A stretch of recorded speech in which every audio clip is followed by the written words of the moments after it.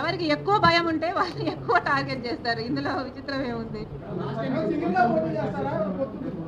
Congress party మొత్తం 175 seats లో contest చేస్తుంది. మొత్తం అన్ని ఎంపీ సీట్స్ లో కూడా కంటెస్ట్ చేస్తుంది. ఈ అప్లికేషన్స్ ఓపెన్ కావడం 24వ తేదీ.